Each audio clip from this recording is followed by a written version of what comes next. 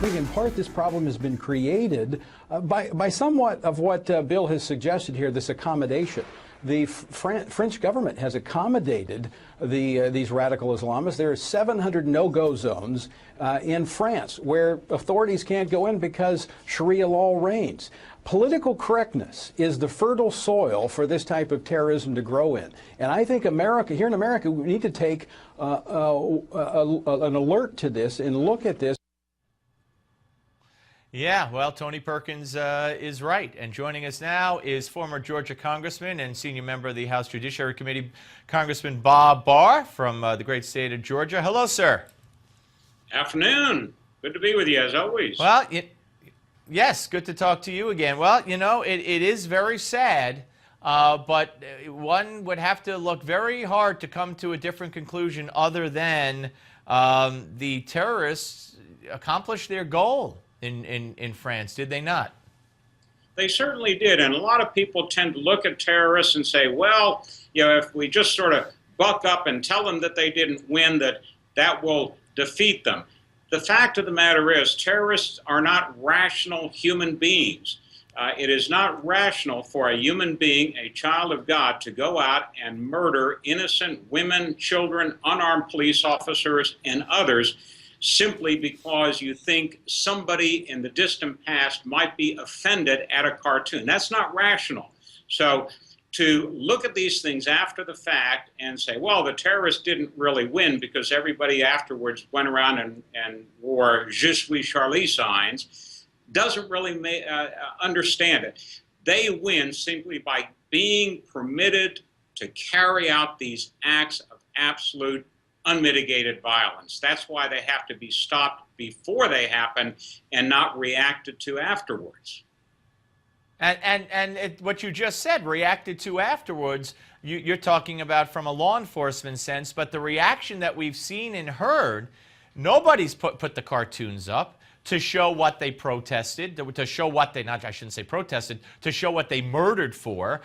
No one put the magazine, the copy after the fact magazine that came out where they had millions and millions printed. Nobody would put that up to show the cartoon that they had on that cover. And even, you know, the President of the United States, through his spokesman, Josh Earnest, doubled down on what his predecessor said 2 years ago when he took that very magazine to task. He said we have to be sensitive to basically whose feelings we hurt. I mean, so they win again. Well, this notion about, you know, being sensitive, you know, just think back to about a third century ago.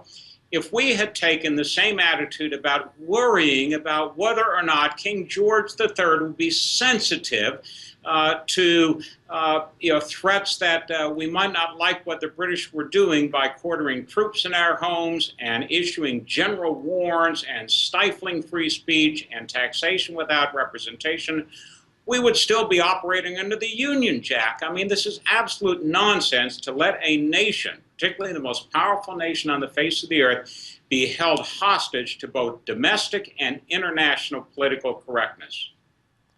And Congressman, if they see that they win this, let's say that their next demand, their next murderous rampage takes place because, oh, I don't know, they want us to stop singing the national anthem at ball games, or they don't like a woman running for president and they insist that we don't allow it, and they're going to kill and rampage if we do. I mean, how do you say we have to be sensitive and capitulate here, because look at the havoc it'll unleash, but then defend against those threats? Well, I suspect that these same terrorists, who, by the way, are cowards. I mean, it's not a real man who goes out and murders with an automatic weapon innocent people who are unarmed. So they're cowards to begin with. But the fact of the matter is that they are indeed emboldened by each step at which we do not stand up to them and take action against them. Not reactive, but proactive steps against them. I'm sure that they don't like hearing the national anthem of the United States of America asserting that we are one nation under God. I suspect they take offense at that. there's no end to those things that will be or that are offensive to them in their warped sense of the world. So, this notion of worrying about whether or not we will offend their sensitivities is a dangerous, slippery, never-ending slope. And do you think that let me rephrase it, do our leaders have it in them to stand up to this? This administration has shown time and again that the answer to that question is absolutely not. They don't want to, they don't have the knowledge to, and they don't have the backbone to do it. Yeah. All right, Congressman, good to talk to you, sir. Thank you. And folks, check out at townhall.com Bob Barr's piece on politically correct censorship thriving despite the Charlie Hebdo incident. Good to talk to you, Congressman Bob Barr, former congressman from Georgia. All right, folks, we're going to be back with the senior contributor for the Daily Caller, Matt Lewis. But it is very interesting. It is very interesting. I doubt that the president will address this unless he repeats what he said at the UN. I'm talking about in tonight's State of the Union. Unless what he repeats that he said what he said a couple of years ago at the United Nations, that the future doesn't belong to those who, whatever he said about, who say things bad about the Prophet Muhammad. Or maybe he'll repeat what he said last Friday standing next to David Cameron, that Europe must better integrate their Muslim population. Basically, what he could do is pull a Reverend Wright tape out and say, ladies and gentlemen of the United States and of Europe, our chickens and your chickens have come home to roost. Because that's what he's saying. All right, you're looking to get the most out of your food, folks. This next Max to Health moment features dietitian Ryan Smith with information on 3 superfoods for a better brain. Who can't use that? Stay tuned.